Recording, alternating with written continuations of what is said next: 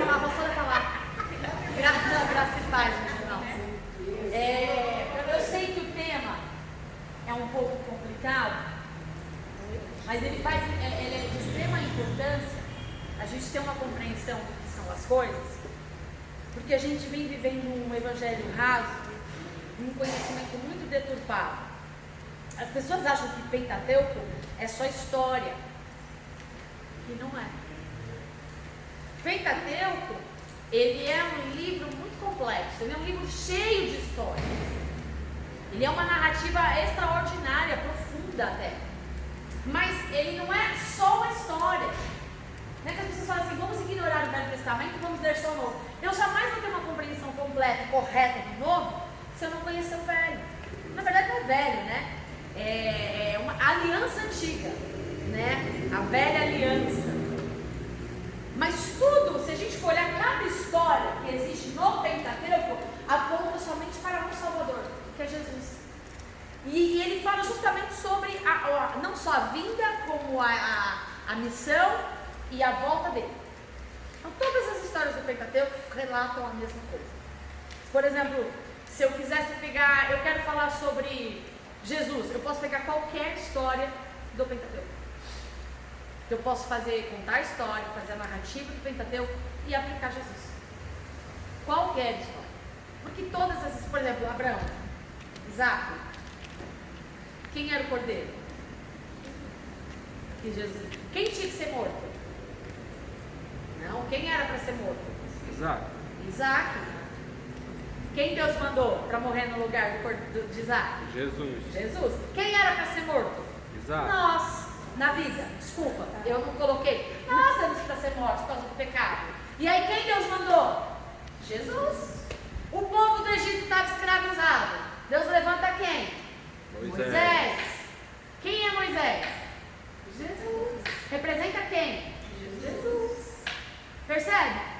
Noé aponta justamente para os fins dos tempos, gente. Quem é Noé? Quem representa Noé e a sua casa? Os salvos em Cristo. Os salvos em Cristo. Percebe a diferença? Eu posso ter várias aplicações, mas em que ela resulta? Eu vou exterminar tudo. Gente, o que o dilúvio aponta para o fim dos tempos? Tanto que Jesus fala que será como nos dias de Noé. Jesus, olha só, gente. Ele já cantou a bola de como vai ser. Ele só fez uma aliança que vai ser mais por água.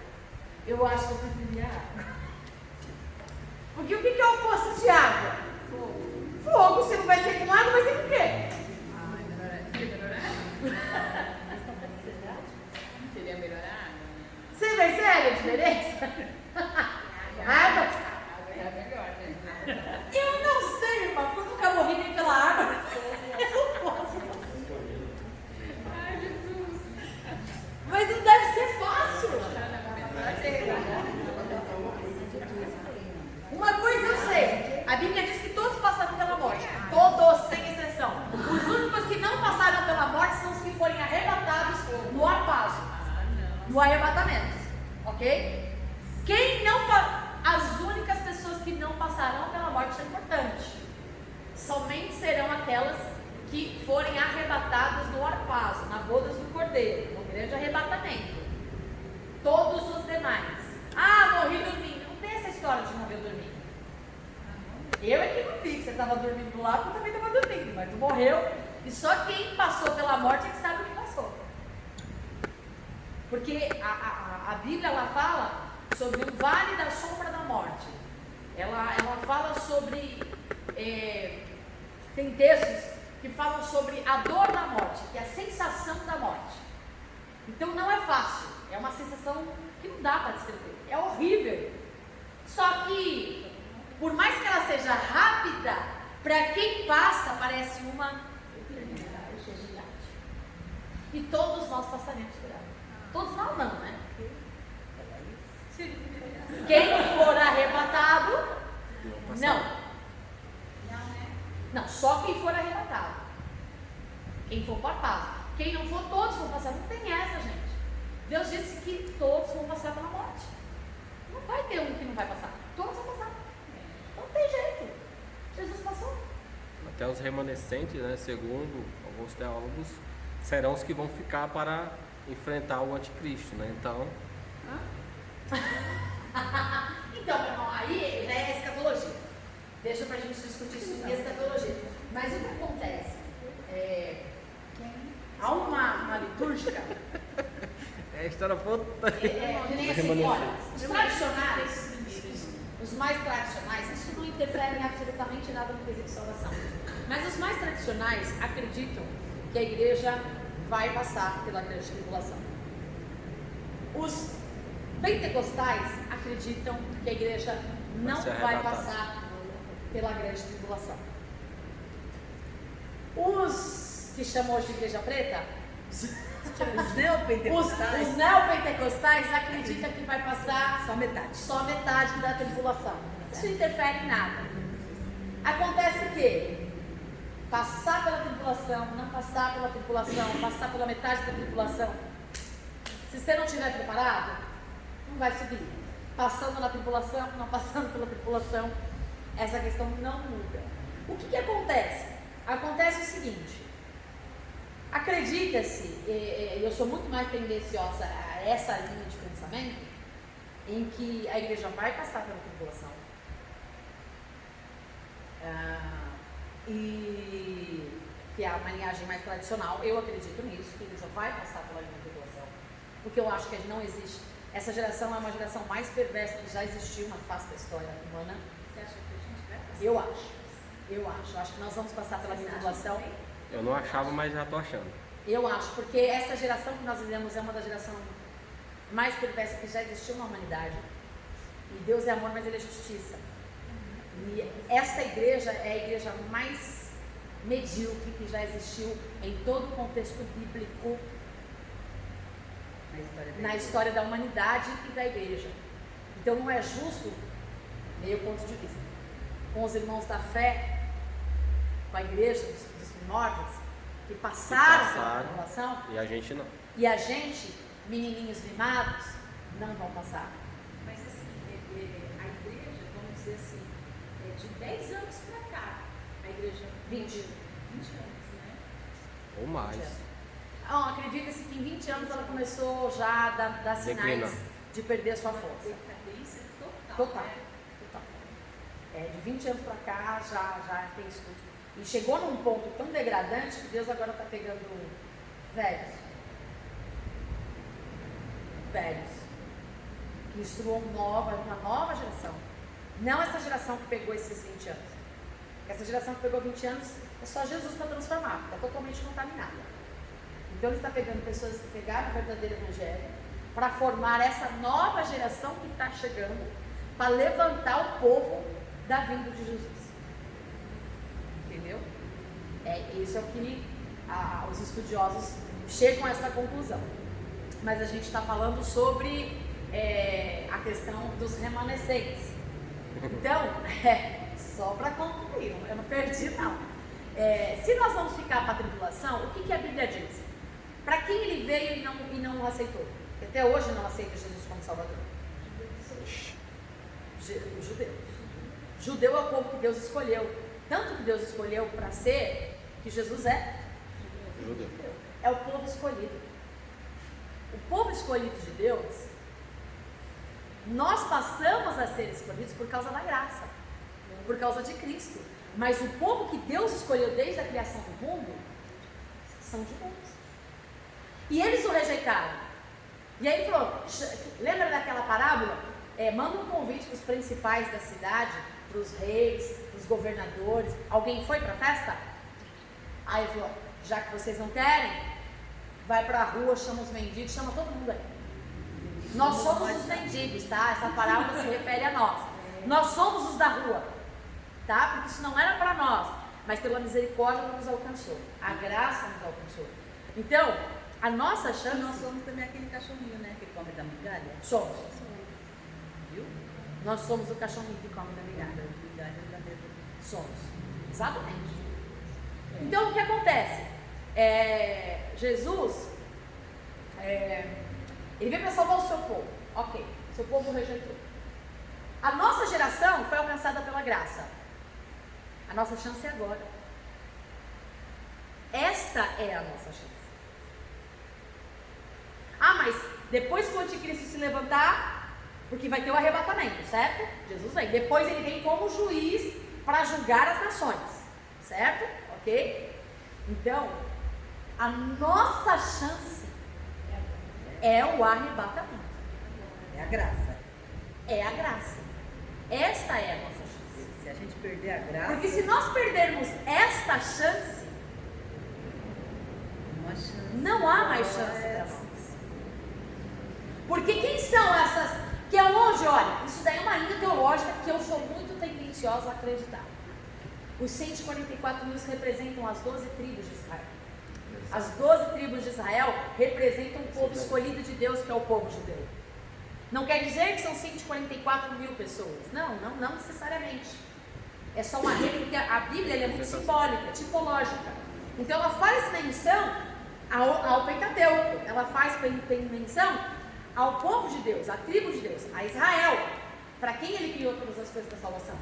Então, para esses que ainda não têm o seu entendimento aberto, quando o anticristo assentar no trono, estabelecido no novo tabernáculo, já está sendo erguido lá na Nova Jerusalém, na Jerusalém Israel, já está quase pronto. Quando ele entrar e falar, esse trono é meu, porque só aí ele vai se revelar, neste dia os judeus terão a sua visão espiritual aberta. E aí a chance não é para nós. Não é para nós, porque a graça acabou. A misericórdia foi. É para o povo de quem? De Deus. Só os judeus dão a vida por aquilo que acreditam. Eu não vejo nenhum outro povo. Eu só vejo o povo de lá. Iraque, Irã, só aquele povo lá, que são homens bons, até crianças bons, que dão a vida por aquilo que acreditam, porque a gente é medíocre, a gente troca a vida por um pedaço de... A gente é bem Esaú, nós somos bem Esaú. Qualquer necessidade a gente troca Jesus, por qualquer desejo a gente troca Jesus, e ainda dá desculpa, Deus entende. Não, tá tudo certo, né? Eu vou lá, peço perdão, gente, com Deus não se brinca, Deus sabe que está no nosso coração. E ele não tolera essas coisas. Porque ele não é menino. Ele não tolera essas coisas. Ele vai dando corda para você se enforcar. Não é porque ele é ruim. Não é porque ele é ruim. É porque ele é amoroso. Enquanto você não morreu de forca, você ainda tem chance. É isso. Então, assim, tem muita gente que fala assim, não, quando eu ver o povo subindo, aí que eu vou. Não vai. Não vai. Porque não vai ter mais a graça que convence o homem do pecado. Hoje tem a graça, tem. Rejeita. Não tem forças para vencer o pecado. Hoje tem o Espírito Santo, tem os irmãos que um ajuda o outro, uma ora pelo outro. E depois? Então, aí que está o espírito do engano que assolou essa geração. Se Jesus voltar, eu já sei, né? Aí eu vou botar minha casinha. Gente, você não vai dar conta. Você vai continuar me enganando, falando, não, vou matar seu filho. Não, Jesus não vai. A família é prioridade. Aí vai se esquecer daquele contexto que diz que aquele que não abre mão de pai, mãe, filho, por amor de mim, não é digno de mim. Não, Deus me deu família para eu cuidar. Não, Deus deu a família para você administrar, então está aqui. Porque nem filho é teu, é tudo dele. Entendeu? E vou dizer uma coisa, pasmem vocês, tá? Vou dizer uma coisa, porque foi muito enganoso, muitas dessas coisas que falam por aí. Isso eu aprendi na minha primeira escola de noivos que eu fiz. Sabe aquela escola de noivos que a gente faz? Primeira escola de noivos que eu fiz. Você, olha só, tô falando que essa semana eu conversei eu aconselhando as meninas casadas do trabalho. Olha só. Mas a senhora já foi casada, falou? Filho, mesmo se eu não fosse, eu tenho pauta bíblica. Oxe.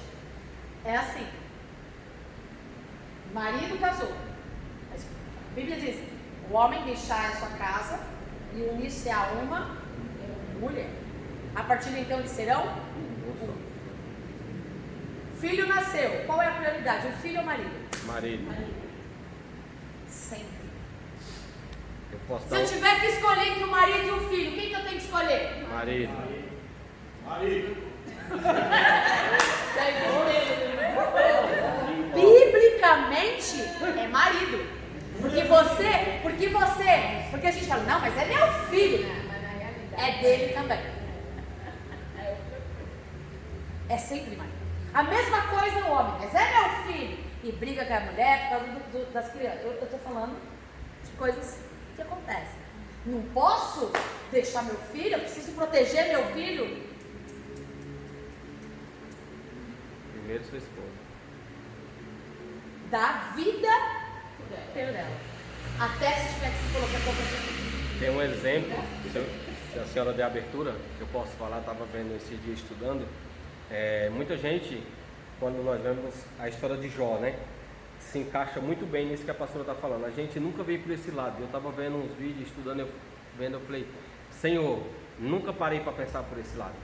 Só ver o sofrimento de Jó, só ver as perdas de Jó. E ela Agora tá com ele o tempo todo. pensa que eles são uma carne só. A mulher dele nem adoeceu, porque a promessa de Deus era para ele, ou seja, ele e a esposa dele eram uma carne só.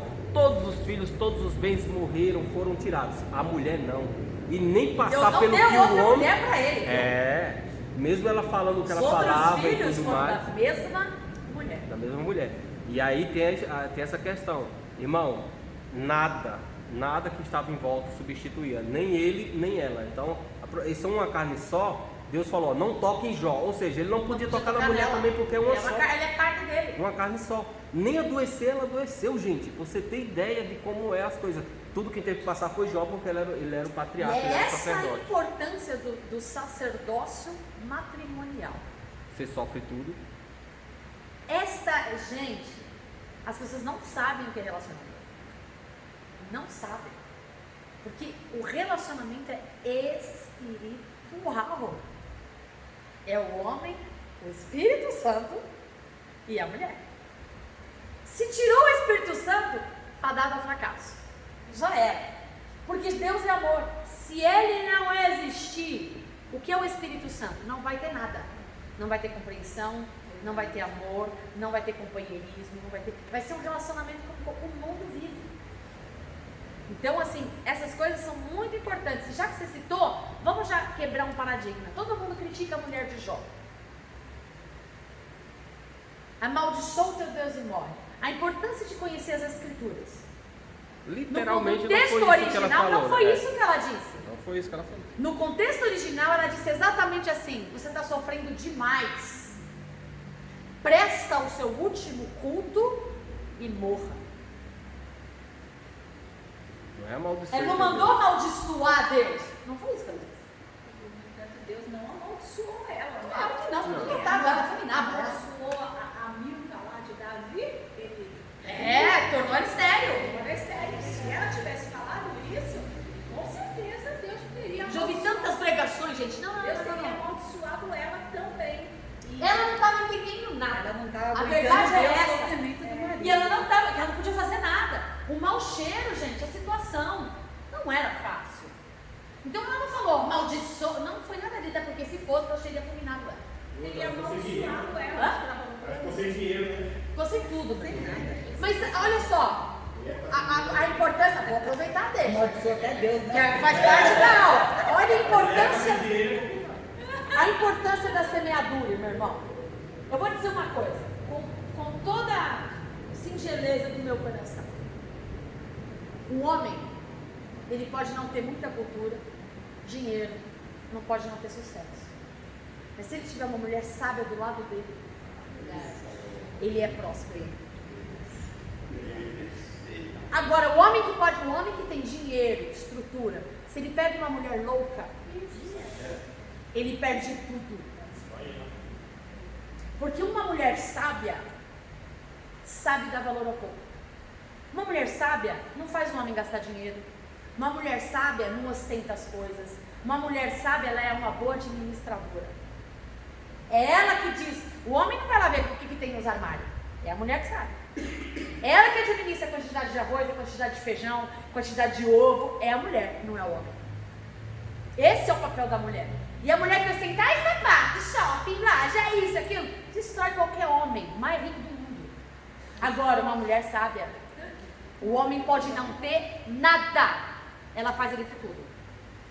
Isso eu falo com experiência. Falo com experiência.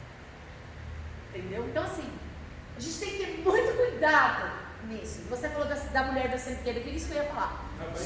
Sobre a semente. Porque da privação que ela passou. Jó era um homem tão bom que ele cultivou amigos.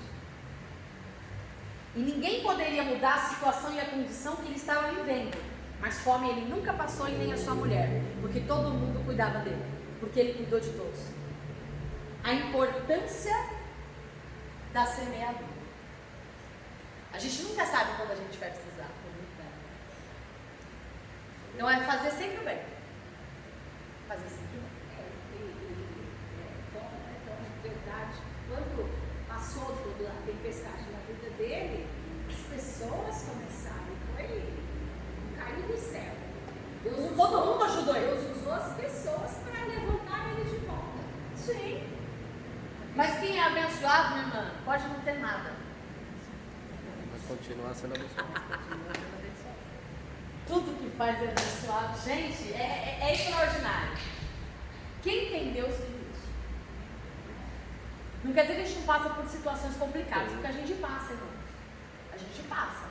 Mas eu vou falar pra você, milagre de Deus é tudo.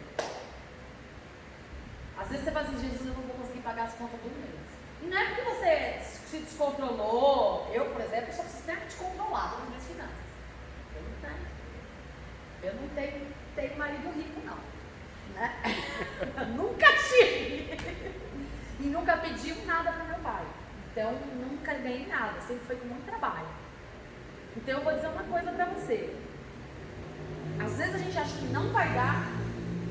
Não porque você faz alguma, adoeceu, quebrou um pneu, quebrou o carro, aconteceu alguma coisa e fala, Jesus, e agora? Aonde eu vou mexer, administrar para poder honrar? Deus provê. Deus provê. Sempre proveu e sempre proverá. Tá? Agora, isso tem a ver com a aula. Lembra que a gente está falando sobre Jerusalém e Babilônia? A gente está falando sobre que a Torre de Babel, que a Babilônia, que é a grande prostituta do Apocalipse 17, você pode ver que lá no Apocalipse 17 é citada como a grande prostituta Babilônia, porque ela é a referência de tudo, sabe a nova ordem mundial que não é nova? Tudo de errado que não se deve fazer.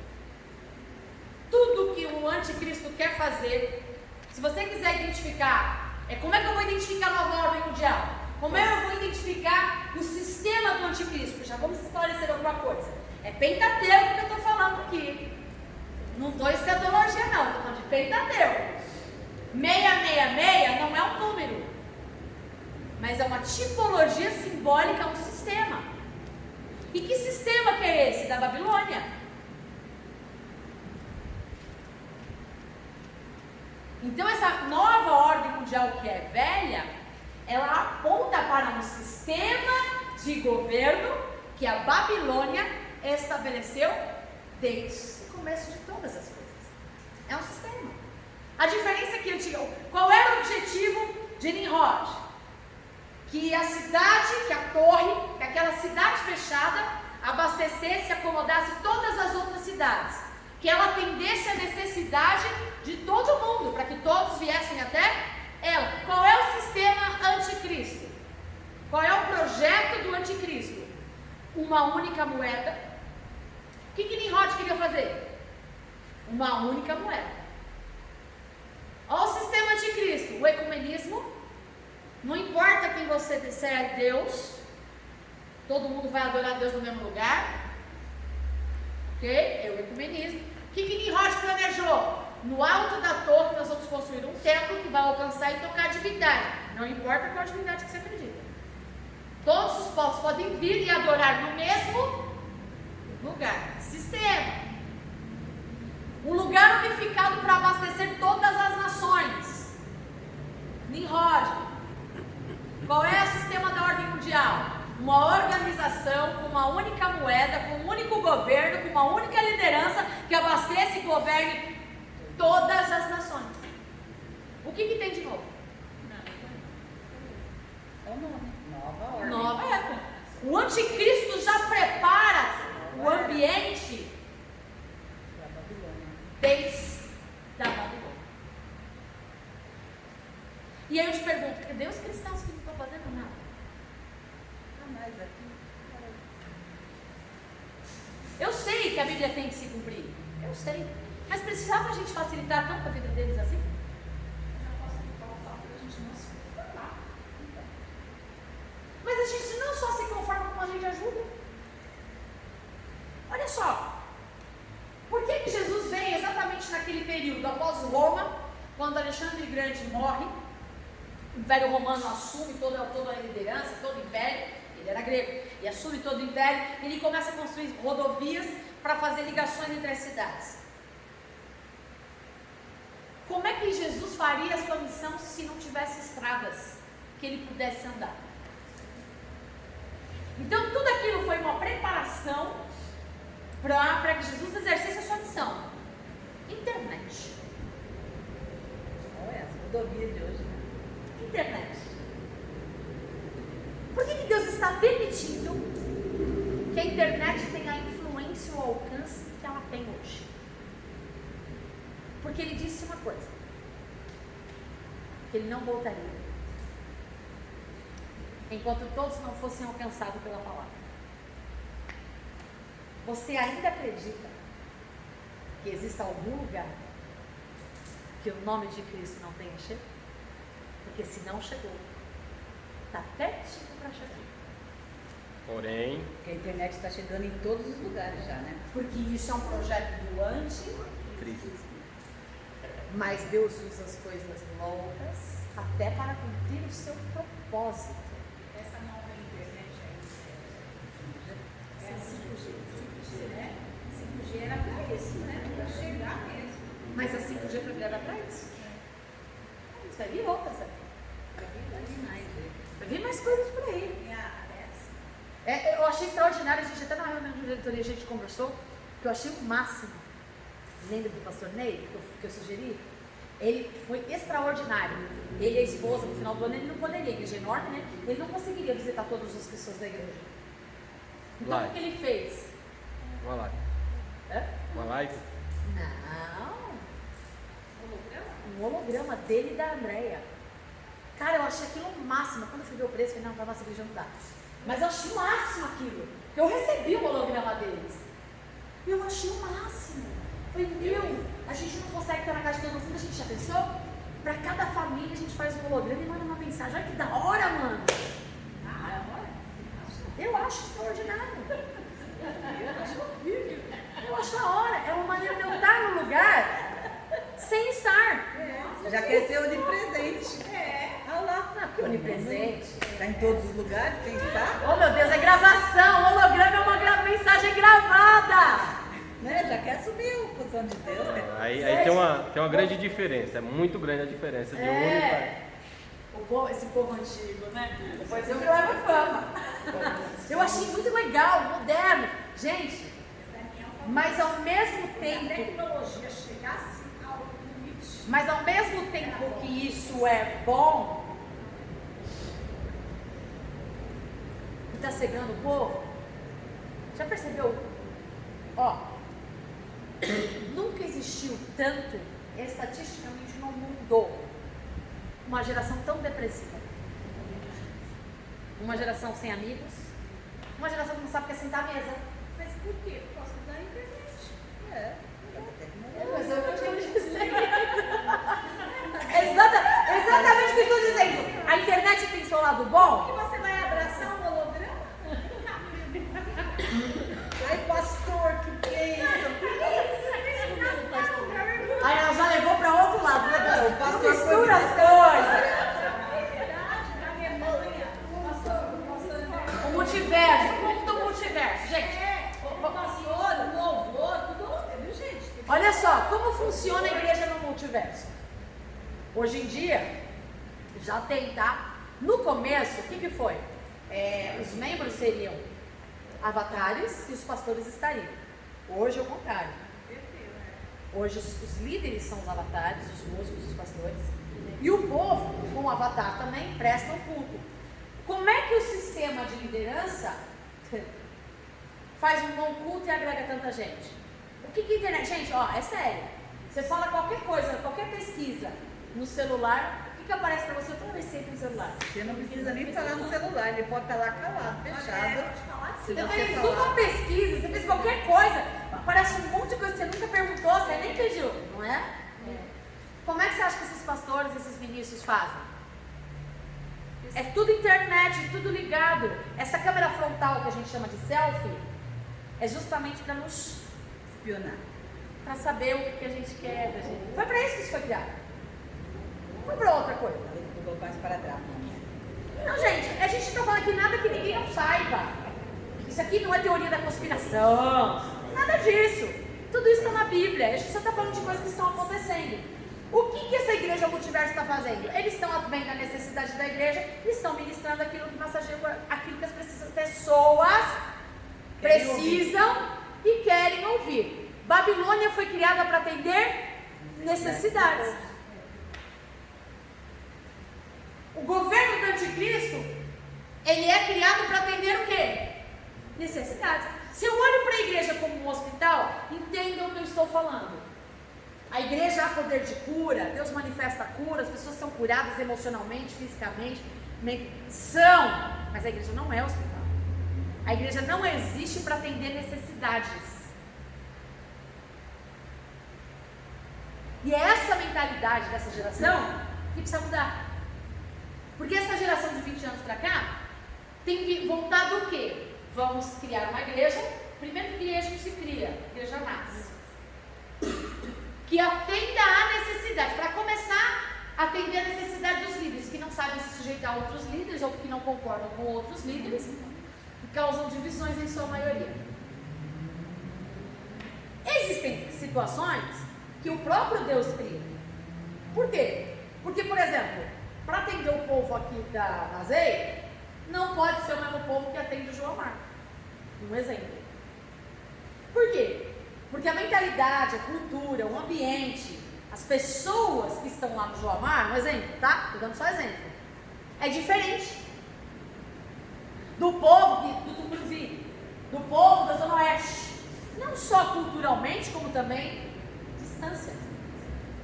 Agora, eu conheço gente que sai daqui e vai lá para a Zona Oeste.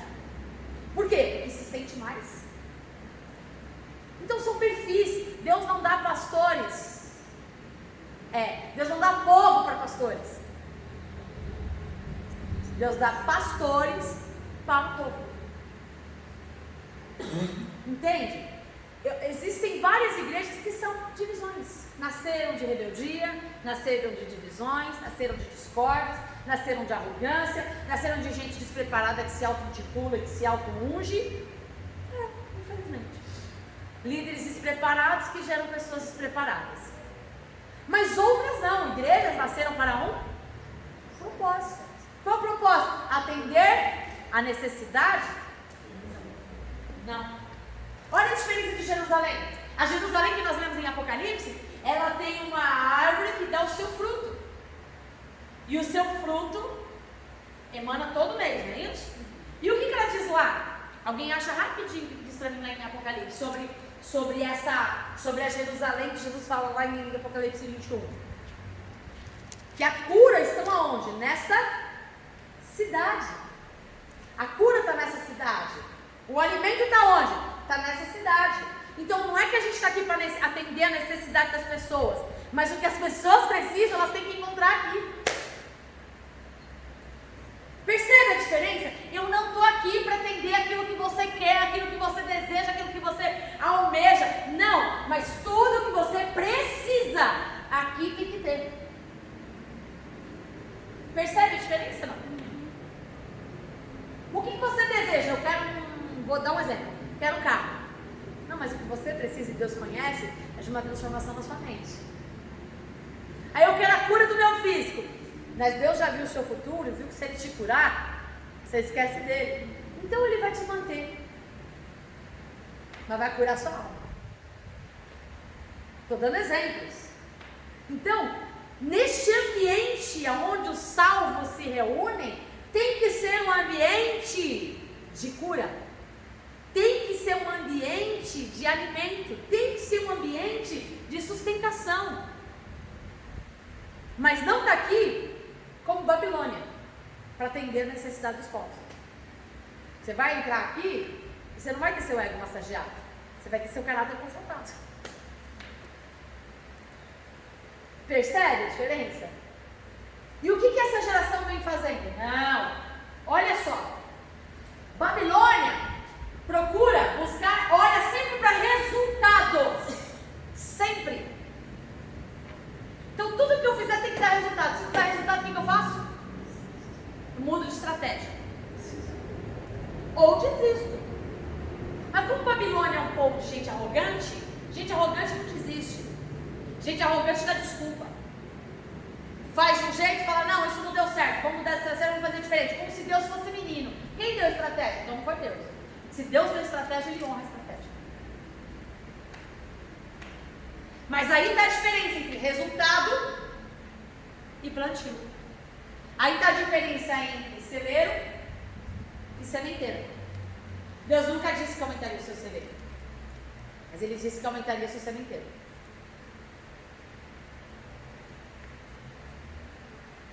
Era o que a senhora queria mesmo? É onde fala dos frutos que alimentariam todas as demais cidades. O 21. 21 não achei não. 21, 22.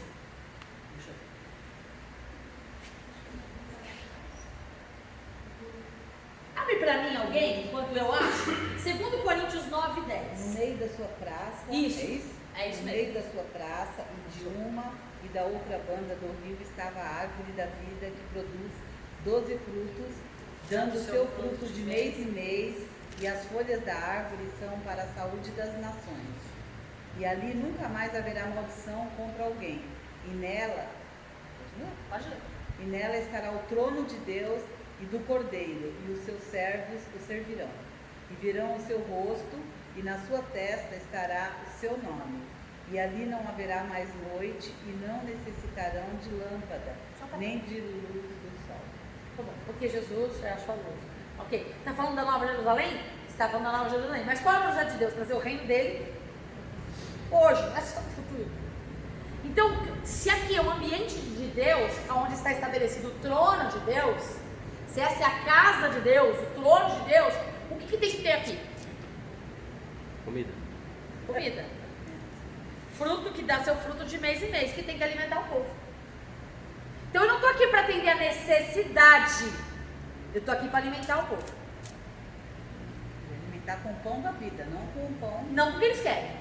Eu não estou aqui para suprir desejos, para massagear egos. Eu estou aqui para trazer cura. E não é a cura que as pessoas pensam que é, mas é a cura que vem dele. Que começa onde? Cura de caráter, cura de pensamento, cura de emoções. Depois, porque, gente, ó, vou dizer uma coisa pra você. Todo mundo, todos nós, temos uma data de vencimento, uma data de validade. Todos nós vamos morrer um dia, a não ser que sejamos arrebatados. Esta data já está marcada. Não há nada que você faça, vou mudar a minha dieta alimentar para viver mais. Não. Você pode mudar para viver melhor, mas mais tu não vai ver. Não vou detonar porque eu quero morrer logo. Filhinho, você vai sofrer, porque a sua data já está determinada. Acabou. Aí, ok. Se a minha data já está determinada, eu não posso fazer nada contra isso, eu perdi o que eu estava falando. Sobre o alimento. Sobre alimento? Perdeu. Perdi. Não, que nós como igreja temos que trazer o fruto que alimenta as pessoas. Nós temos que trazer a cura. E né? Cura de Não é massagear o nosso ego, entendeu? Não é daquilo que a gente espera, a função da igreja que estamos falando. A senhora está falando do assunto principal, era da Babilônia. Não. Qual que é a diferença? A igreja, o propósito, Não, mas é porque. Vou voltar ao assunto. Fugiu um pensamento dela. Fugiu, porque na verdade entrou outro, sabe? Quando dizem aqueles insights. Aí vem os insights agora e eu não queria perder, acabei perdendo os dois. Quer que eu leia Coríntios para poder voltar? Lê. Leu do 9 ou do 10? 10. Ora, aquele que dá a semente ao que semeia, também vos dê pão para comer, e multiplique a vossa sementeira, e aumente os frutos da vossa justiça. O assunto principal que a senhora acha que quer voltar é aquele que não aumenta o celeiro, mas a sementeira. Mas a sementeira. Por quê? Vamos lá. Todos nós temos uma data de vencimento, uma data de validade. Nada que eu faço vai fazer com que meu tempo aumente Ou diminua. A doença é só uma desculpa para a morte. O acidente é só uma desculpa para a morte. Porque o ser humano precisa dar uma desculpa Porque tinha que acontecer. para ter chegado ao fim. Morreu de quê? Morreu porque chegou a ver, gente. Como que ele morreu? Teve um mal súbito. Tem gente que, morreu dormindo, ninguém sabe, teve um mal súbito. Tava no banheiro, caiu aquelas morte-besta, bateu a cabeça, morreu. Tem gente não, tem gente que sofre, tadinho. Tava acamado lá, tantos anos. É só uma desculpa. Para nós que somos cristãos, e sabemos disso, mas se ele, olha só, o mundo, como encara? Se ele tivesse prestado mais atenção, tivesse alimentado melhor, tivesse cuidado melhor da saúde, Só tinha chegado bem no dia. Isso é exatamente, só tinha vivido melhor, gente. Maldito de morrer, morreria e acabou. Se não fosse disso, seria de outra coisa. Então a morte é só uma desculpa. E aonde entra a semente e a sementeira que a gente está falando, fazendo um paralelo, que foi onde a gente parou na aula passada, esse paralelo de Babilônia com Jerusalém. Então assim, enquanto eu crio meios para alcançar Deus, Deus deseja nos alcançar. Como? Enquanto eu quero criar meios para alcançar Deus, Deus procura meios para me alcançar. Contraditório, hein? Vamos marcar um encontro assim no meio do caminho? Eu estou subindo, o senhor descendo. Deus é espiritual. Deus é um ser espiritual. Tanto é um ser espiritual que nem adoração humana ele recebe. Olha só. A gente canta bonito e quem é da música, a gente estava lá fazendo uma nossa reunião sobre a música. E é chato. Quem conhece um pouco de música, quem sabe cantar, quem tem ouvido, é chato pra caramba. Quem conhece? Às vezes a gente é tolerante, mas a gente é chato. Porque a gente conhece. Quem conhece a Bíblia, escuta umas baboseiras da Bíblia, a gente é tolerante. Mas eu sou super chato esse negócio de Bíblia. Eu sou super chato, só mesmo. Ok. Tá. E o que isso tem a ver? Tudo. Se Deus é um ser espiritual e nada que é humano pode alcançá-lo, e ele mesmo diz que ele procura adoradores. Que tipo de adoradores? Porque ele é um ser espiritual. Ele é a verdade. Então ele não aceita mentira e não aceita nada que não seja espiritual. Então o que chega no coração dele? É minha técnica? Não. Minha voz afinada? Não. O que chega lá no céu? O que me levou a fazer? Por isso que fala que chega com um cheiro suave às narinas. É um cheiro. Por quê? Porque o louvor é como apresentar os nossos corpos como sacrifício vivo de louvor e adoração. Não é isso que a Bíblia diz? Apresentai os vossos corpos como sacrifício vivo de louvor e adoração. Qual é o tipo de louvor e adoração que Deus recebe? Não é o que eu canto, não é o que eu falo, não é a palma que eu dou, não é o quanto eu danço, não é o quanto eu pulo, não é as notas que não é a marcação que todo roqueiro dá, não é nada disso. Não é nada disso. Mas o quanto da minha carne foi queimada no altar do Senhor do incenso, que tipo de perfume tem saído de mim e tem alcançado o coração de Deus, porque Ele sente cheio. Não é o meu perfume, mas o que eu queimei. Quando eu estou cantando, eu estou queimando o quê? Quando eu estou tocando, eu estou queimando o quê? Não estou me apresentando, quero fazer o melhor para que a igreja sinta e interaja. Beleza. Isso é uma apresentação no show. Porque a adoração não é. Porque a adoração ela não é aqui. A adoração é aqui. E a adoração aqui, ele não está olhando, nossa, que afinação. Nossa, que escala. Nossa, que solo que o Daniel fez, mano. Ele não tá olhando, Mateus arrepiou aquela bateria. Não. Até porque, gente, né? Tudo isso foi ele que criou. E se ele ainda fosse olhar para isso, nós estávamos tudo lascado. Se ele fosse olhar para isso, nós estávamos tudo lascado. Ele ia virar até o zoinho. Dá aqueles arrepios na coluna. Ai, o que é isso? Não. Acho que ele falou, não, isso não. Ai, aquele povo de novo. Fecha os ouvidos, fecha as portas, eu não quero ouvir. Não. Mas ele, para todo mundo. A gente usa expressão da linguagem, né? Que Deus para nos ouvir, mas na verdade ele para nos sentir. Percebe? Cheiro. O quanto eu queimei no altar? Adoração é queimar no altar, gente. Louvor é queimar no altar de incenso. É queimar. Não é só oração que sobe. Louvor também. Tudo isso tem a ver com o que nós estamos falando. É Pentateuco mesmo, gente. Sabe tudo, tá vendo?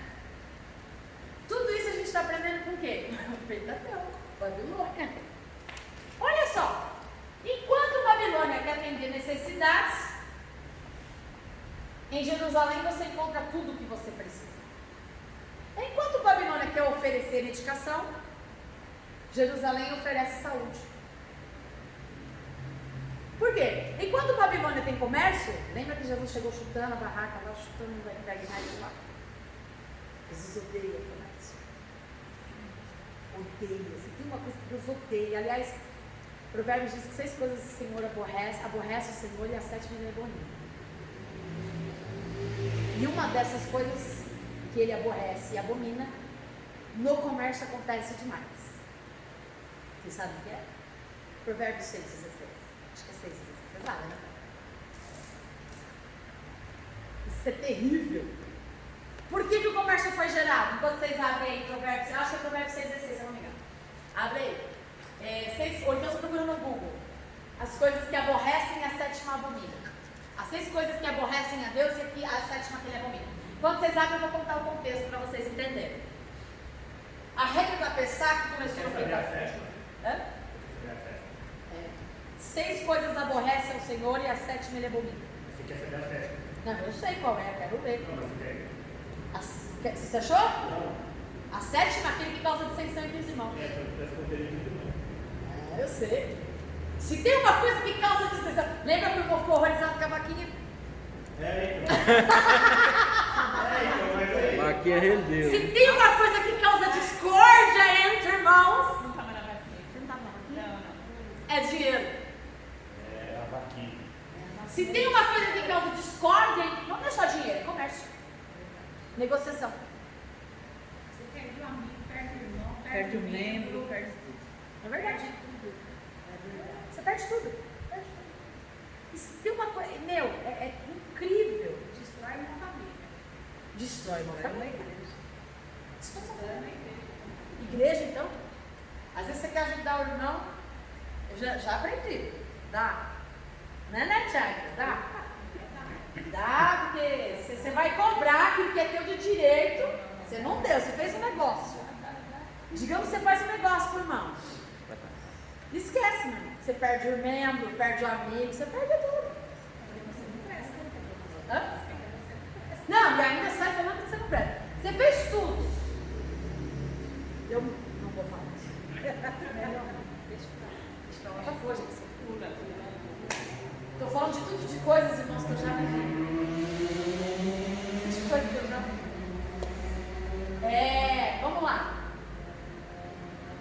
Enquanto Jerusalém, ela supre, Babilônia atende. Enquanto Babilônia quer trazer os povos para dentro, Jerusalém quer trazer de dentro para fora. Enviar, né? Não dá. Essa geração de hoje só conhece o evangelho de dentro de igreja. Essa geração de hoje só conhece evangelho de púlpito. Essa geração de hoje só conhece evangelho, louvor de ministério de louvor. Essa geração de hoje fala assim, vamos pro meio da favela, coisas que a gente faz, tá? A gente fizemos, né? Vai pro meio da favela carregar, ajudar, eu já fiz isso. Carregar, tirar entulho, limpar a casa de gente, dar o que comer. Essa geração não quer.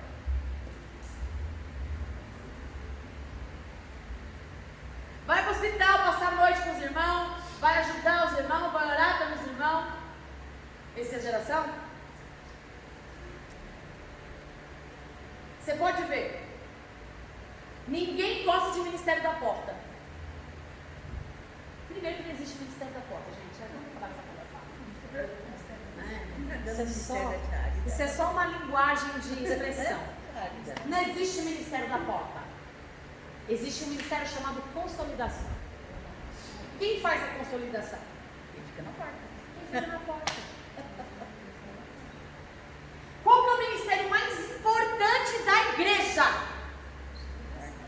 Hã? Consolidação. Eu posso fazer evangelismo. Quer dizer que a pessoa vai ficar na igreja? Eu posso ensinar. Quer dizer que a pessoa vai ser mudada? Não. Posso orar com ela e por ela. Quer dizer que vai mudar alguma coisa?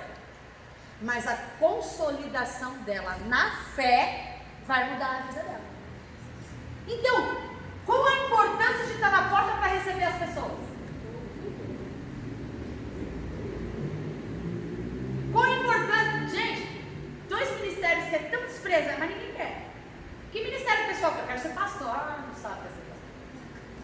Pastor de verdade não sabe. Quer ser pastor de verdade, essa geração não sabe. As pessoas querem o título, né? Pois é, né? Só que é o título, porque não quer ser pastor. Quer o título de pastor. Porque ser pastor, para ser pastor, você não precisa de título. Você precisa ser chamado. Acabou. Então, aí o que você quer? Eu quero fazer parte de todo mundo. Gente, eu nunca. Pode ver. Eu sou 47 anos de igreja, gente. Todo ministério cobiçado por todo mundo qual é? Louvor. Todo mundo quer fazer parte do louvor. Todo mundo quer cantar, todo mundo quer tocar. Eu acho isso da hora, gente. Não acho isso ruim, não. Só que vamos quebrar mal uma coisa aqui. Não existe ministério de louvor. Biblicamente, não existe. Não existe. Esse negócio de levita, gente, quer ver uma coisa que me irrita? Quando alguém fala, os levitas da casa, vai ler Bíblia! Acabou, irmão. Não, você é da tribo de Levi, você nasceu aonde? Você está fazendo o que aqui? Não existe levita. Isso é uma coisa que me irrita. Minha carne me machuca. É isso que eles ensinam na igreja, né? Errado! É cego guiando cego. Ué, é bíblico. Não existe levita. Não existe ministério de louvor. A Bíblia só existe 5 ministérios. Quais são? Profetas, pastores, os apóstolos, evangelistas e mestres. Não existe outro ministério. Só existem 5 ministérios. Todas as outras coisas são departamentos criados pelos homens para a administração da igreja. Não são ministérios espirituais. Não são ministérios dados por Deus. Porque quando eu estou reunida no ministério de louvor, dentro do ministério de louvor, se você tem chamado ministerial, você vai ser um profeta, você vai ser um mestre, você vai ser um missionário, ou você vai ser um apóstolo. Toca. Se não for, você chama um músico. Você não faz parte do ministério nenhum. Você não tem chamado nenhum. Você é só mais um membro que adora como quem está sentado no banco. Se acomoda numa situação de casa. Porque acha que é alguma coisa. É, porque acha que só está ali já está bom. Ele busca mais. Já teve uma teve chamado de Deus. É cegueira desse mundo. É cegueira desse mundo. Porque para eu estar aqui, eu tenho que ser primeiro. Senão eu só sou mais um. Só sou mais um, estou preenchendo um buraco. Nossa, está arrebentando. Está arrebentando, pode até estar arrebentando para os homens. Mas para Deus, filhão, nem te conhece. Ele nem te conhece. Agora, que é um ministério que alcança mesmo o céu? Oração. Não, Oração. Que todo mundo rejeita. Oração. Sabe o que sustenta uma igreja? Oração. E palavra. Você fica só na oração, vai levantar uns cegos aí ensinando coisas que não tem nada a ver. As bobagens. Né? Então tem que ter os dois. Que sustenta uma igreja bíblica, cristã, oração e palavra. Não é louvor. Mas a mentalidade dessa geração é a seguinte: vamos investir no louvor. Estou falando, não sou eu que estou falando, estatística. Vamos investir no louvor, investir no som, na musicalidade para atrair as pessoas. Mas tem alguns ensinamentos de alguns pastores renomados mesmo, coaches. Eles falam sobre tudo. Como o ambiente da igreja tem que estar, como que tem que ser o ministério infantil, tudo Neurolinguística. isso. Para preparar o ambiente para receber as pessoas. Não. Isso, né? Não é Eu já- complicado, eu já é claro, entendi. são técnicas humanas. Isso. Que não tem problema se ela for dirigida por Deus. Se for. Agora, se ela não for que buscada tá em aqui, ó. oração, se ela não for dirigida, vou dizer uma coisa, Pentateuco. Agora deixa eu só concluir. Conclua. Agora você Deixa eu perder. vai para uma igreja, né, assim, com poder aquisitivo bem baixo, por exemplo, no Nordeste, que mal é igual na África, mal tem um piso, e aquelas ideias de agora Deus manifesta o poder dele. Eu, particularmente, Lilian, acredito que se manifesta muito mais na simplicidade do que nesse ambiente gerado por nós. Muito mais, eles estão ali que eles não têm nada. Eu acabei de falar, Porque é Jesus. mas eu acabei de falar. Mentalidade da nova ordem mundial, mentalidade do anticristo. Acabei de falar. Estratégia humana para alcançar Deus. Então eu vou usar a neurolinguística, vou criar um ambiente confortável, vou criar um ambiente... Gente, é gostoso, não sou contra isso. É igual igreja preta, né? Da parede preta. A nossa ali tá preta, gente, não é preta, é cinza. É cinza. Tá de branco. Porque aí mofa. Meu irmão, pensa aí, pensa nisso aqui. Foi contra. Mas não é preta, não, é cinza. É a cor do chão. É porque ali mofa muito, então ficava muito horrível. Por causa da umidade. Que tem uma mina de água ali atrás. E aí, Gente, mas ó, não tem problema a parede preta. Qual foi a motivação que você pintou? Qual a motivação que você Foi pintou? para cobrir o mofo. Você entendeu? Aí não, é porque eu aprendi que eu preciso criar um ambiente confortável para as pessoas, porque elas descansam a mente e recebem melhor a palavra. Gente, isso é hipnose. E a intenção do porque eu seu prefiro coração uma- não é agradar a Deus, é Eu agradar as prefiro uma pessoas. igreja clara para Isso é enxergar qual é a neurolinguística. Bíblia. Isso é neurolinguística. Tem algum problema nisso? Depende da intenção. Eu não me sinto bem no ambiente desse. Eu, Lilian, mas tem gente que se sente. E Deus fala. Se foi dirigido por Deus, se Deus deu condição para fazer, sim. Agora, Deus nunca vai contra a sua palavra. Deus nunca vai falar, invista no louvor, invista nos instrumentos, invista na musicalidade, sem antes não investir. Invista nas crianças, invista no ensino da palavra e invista na oração. Não é Deus, é homem. Porque Deus só vai direcionar, porque as pessoas investam nessas coisas que são seculares, depois que houver investimento na oração, no ensinamento bíblico e na formação infantil. Quando o Ministério de Ensinamento bíblico. de oração lá numa igreja Criança já acaba, tá. Oi? quando o Ministério de oração assim acaba, a igreja acaba. Eu fazia parte do Ministério. Eu vou falar uma coisa pra você, meu irmão. Existem muitas igrejas que foram criadas por homens. Depois de uns anos acabou a igreja. Eles vaziam e eu Bom, existem muitas igrejas que foram criadas por homens e são sustentadas por homens. E que permanecem abertas por homens. Mas é triste que a gente vê eu vi sucumbir na igreja. E aí pode ter Mas existem igrejas de Deus que também sucumbem. Mas é triste, né? Claro que é. Porque, gente, visão de resultados. Babilônia visa o quê? Resultados. Jerusalém visa o quê? Pessoas. Babilônia visa resultados. Jerusalém visa frutos.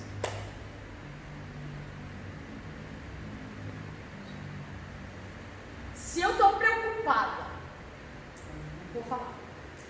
Pentateuco, Moisés, quando Deus chama Moisés Ele fala para ele, coloca a mão no seu peito. O que aconteceu com a mão dele? Leproso. Por quê? Deus estava dizendo, Deus estava ensinando. Toda liderança conduzida pelo coração, sentimento, emoção. Não é só a igreja, todas as áreas da vida. Que gera o quê? Lepra. Vou dizer mais, Pentateuco. Moisés, Deus diz a Moisés, pega a vara. Solta a vara. Virou o quê? O que é serpente? A serpente é símbolo de quê? Engano.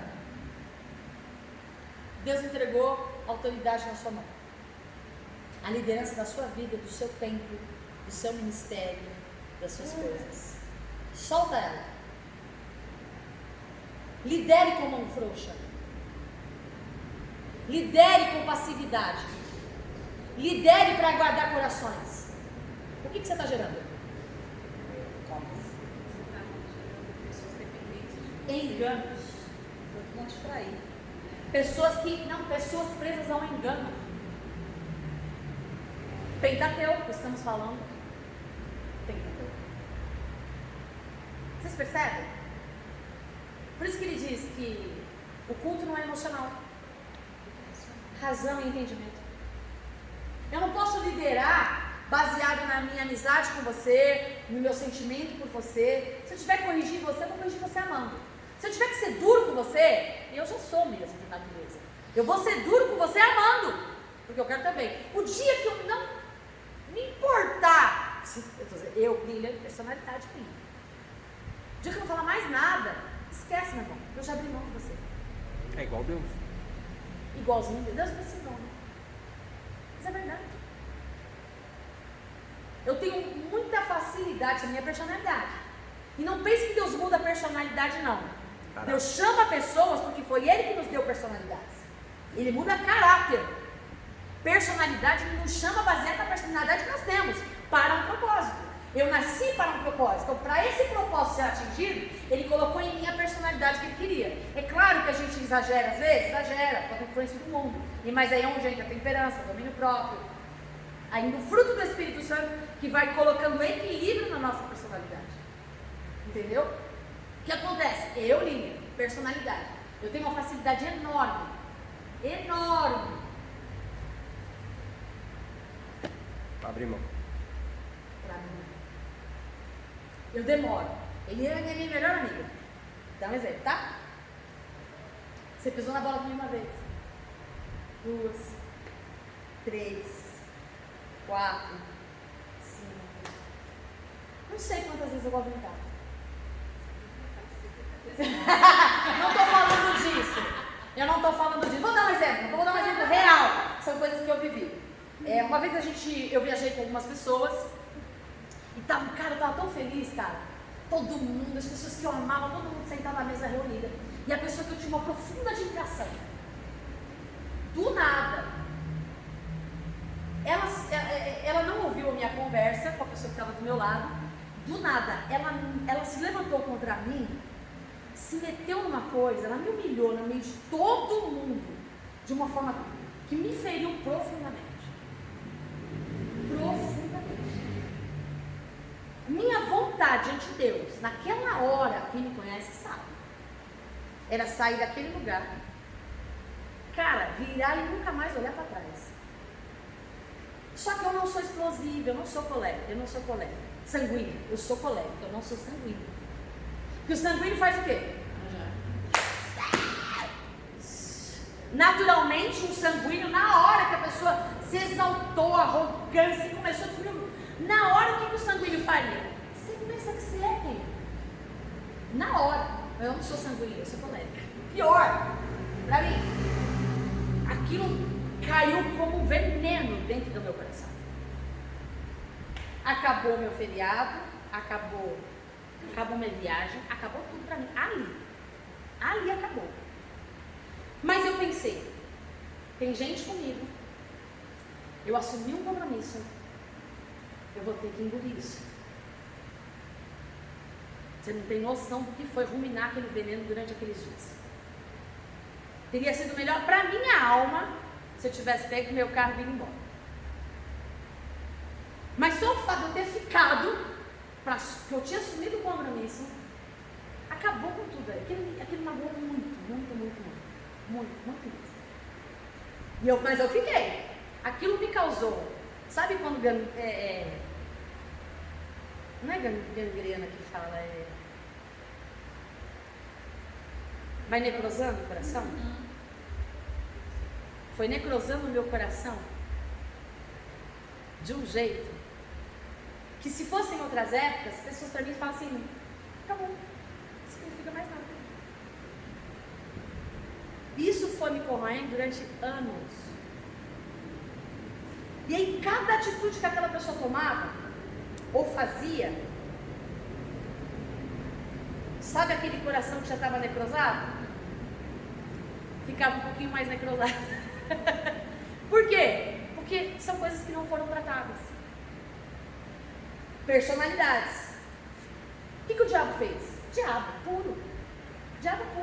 Pegou aquela situação e fez o que no meu coração? Personalidades. O diabo me conhece melhor que eu mesmo. E aquilo vai dando mal para quem? A pessoa tá bela, vida, vive, não sabe nem o que fez, nem lembra. E você está ali anos sofrendo. Até que papai resolveu tratar. Se Deus não falasse para mim, fica. Eu vou falar, minha irmã, quando eu me separei a primeira vez por causa de uma traição, não me separei de casamento, não, quando era noiva, e eu me separei por causa de uma traição, eu rompi com todos os meus amigos. Rompi com todos os meus laços, porque eu sou assim, eu rompo e não olho para trás. Acabou. A vida é para frente. Mas essa situação, o diabo fez uma ruaça tão grande que Deus precisou curar a minha alma. E foi um processo lento e difícil. Hoje, graças a Deus, está de boa. Mas eu estou falando questão de personalidades. Percebe? Eu não olho mais para trás. Para mim acabou e sigo adiante. Morreu. A não ser que Deus fale, morreu coisíssima nenhuma. Tu vai ficar, vai ajudar, vai carregar e vai fazer. E Deus vai tratar quem?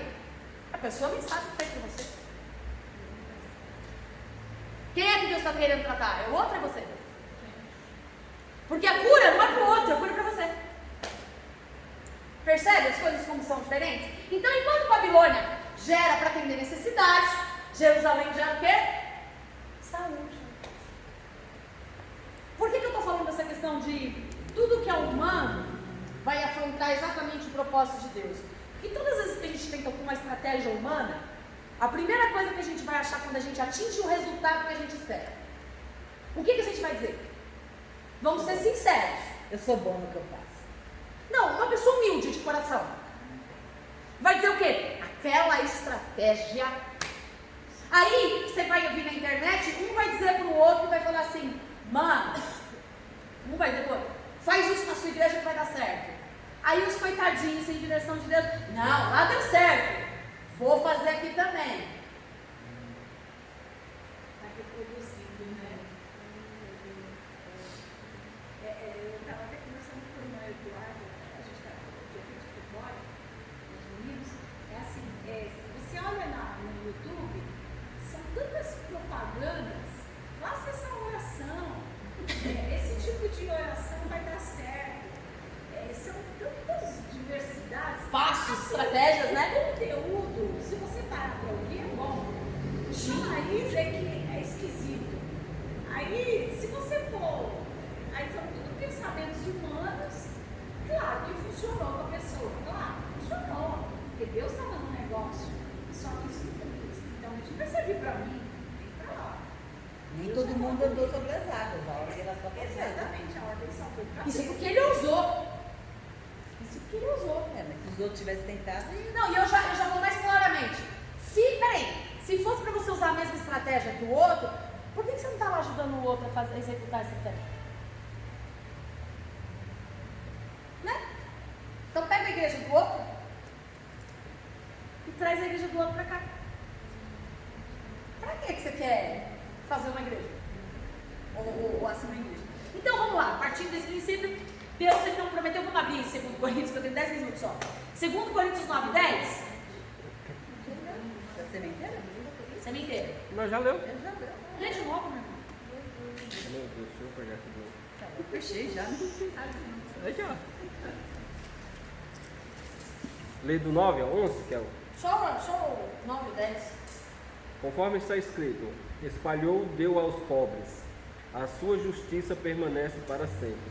Ora, aquele que dá semente ao que semeia também vos dê pão para comer, e multiplique a vossa sementeira, e aumente os frutos da vossa justiça. Ele falou que aumentasse a ler? Não. O que a gente se preocupa em fazer? A gente olha para o resultado. Deus começou a nos abençoar, a gente começa a olhar para o resultado. Certo? Aí o que a gente faz? A gente vai aumentar o quê? Tem. Você lê. É templo mesmo, meu irmão. Você entendeu, você pegou a visão. Aí a gente vai aumentar o templo. Não, porque se a gente investir nos instrumentos, a igreja vai crescer. Dando exemplos, tá? De coisas que a gente escuta aí fora. Se a gente for num templo maior, mais sofisticado, melhor aparado, as pessoas vão se sentir atraídas pelo carro. Gente, se o evangelho não atrair as pessoas, você não está vivendo o evangelho. Se você está com medo de fechar a igreja, é porque a igreja nunca foi Deus que abriu. É porque está na tua força. Então eu vou te dar um conselho, fecha logo. Fecha logo. Não é o nosso caso, graças a Deus, Ele sabe o propósito da nossa vida.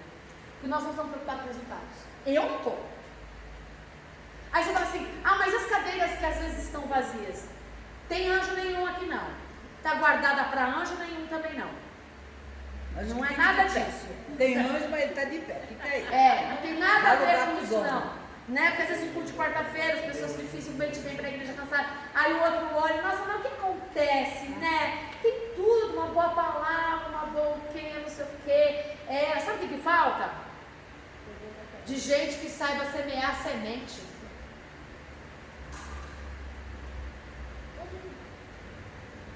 Achei que você está indo embora. Não, Gente, aí fala assim, o problema é nosso? Não. hoje pode ir até 9h30. Você está de férias, né? De folga. Não, mas sabe por quê? Princípios. Princípios têm que ser seguidos, independente de circunstâncias. Às vezes a gente passa um pouquinho, mas eu não posso fugir do princípio. Porque as coisas de Deus é com ordem. Decência. E eu não posso fugir de princípios. Senão eu estaria sendo um mau exemplo. Que adianta eu ensinar se eu não sou exemplo? Eu só posso ensinar daquilo que eu vivo. Ou que eu me esforço para viver. Percebe? Olha o que acontece. Enquanto Babilônia procura resultados, Jerusalém está preocupado com o fruto. Qual é o nosso trabalho? Lançar semente. Qual é o nosso trabalho? Semeador saiu a semear. Qual é o nosso trabalho? Ai, mas isso o povo não vai. Gente, quem é que vai dizer para o fruto da laranja quanto tempo ele vai demorar para crescer? Quem é que vai dizer para a maçã quanto tempo? Minha filha aí, vai crescer? Não vai? Como é que está acontecendo? Você vê ela crescer? Você vê o brotinho crescer? O que não cabe a você? O teu chamado não é ver resultado. O teu chamado é lançar semente. Ir por todo mundo, pregar o evangelho a toda criatura. O teu chamado não é, você prega só para quem vai ouvir, tá? Nem regar não vai ser você. Nem regar não vai ser você. Que é o Espírito Santo. Então se a gente for aqui resultado, eu tenho que fazer, se eu fizer isso, eu vou ganhar. Aí time que está ganhando não se mexe. Tem muito time que está ganhando que deveria ser mexido. Inteiro. Inteiro. Que nem é porque você está vivendo uma vida de bonança que Deus está abençoando o que você está fazendo. Também não quer dizer que as coisas estão dando errado, que Deus não está abençoando você. Entenda? Aprenda a ouvir a voz de Deus. Se eu me preocupar com o resultado, eu vou perder, eu vou ser atingido por essa seta. E vou perder a oportunidade de fazer o que Ele me chamou para fazer. Independente do meu ministério. Às vezes eu não sou chamada a ministério nenhum. Porque para o ID eu não preciso ter ministério.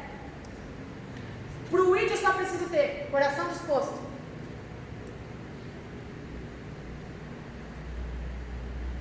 E conhecimento.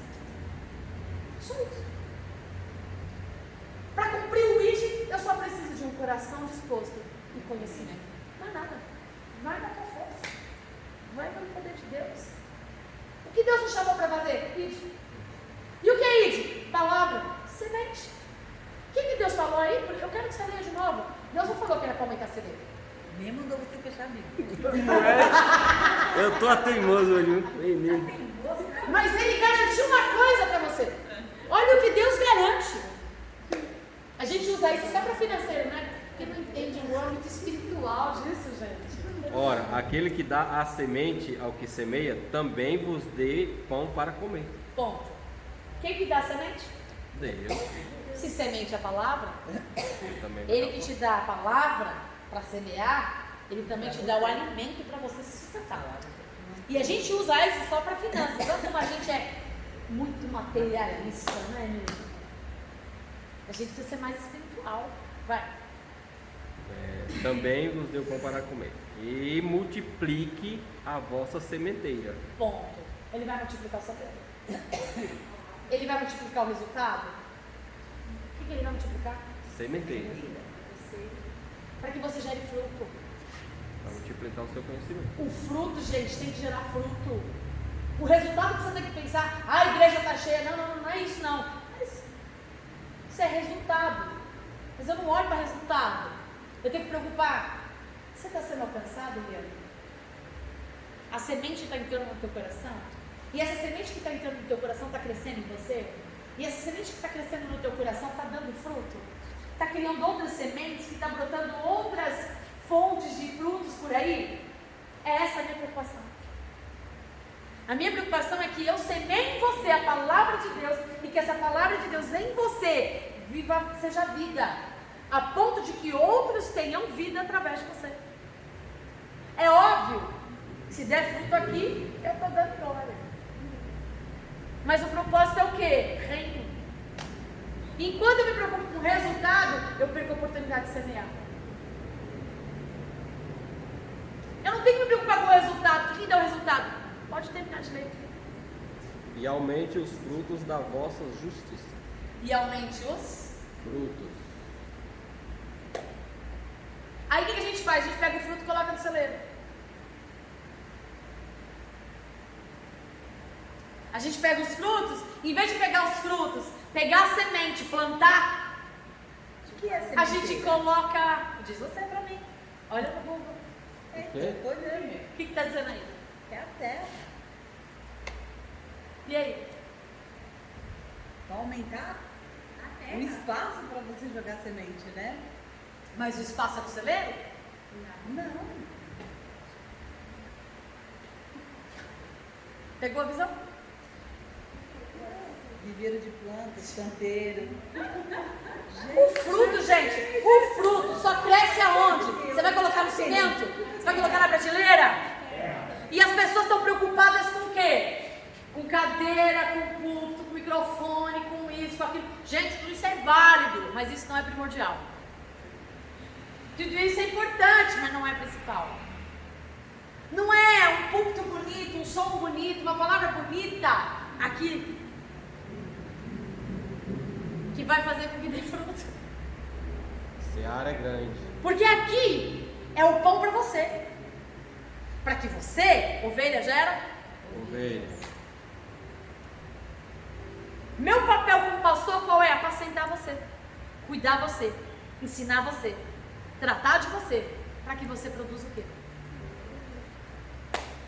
Agora, se eu ainda tenho que cuidar de você, alimentar você e ainda tenho que dar fruto, eu não vou ter tempo, eu vou fazer o meu negócio, mas vou fazer o meu trabalho. Na verdade é para que nós produzamos sementes mesmo, né? Não.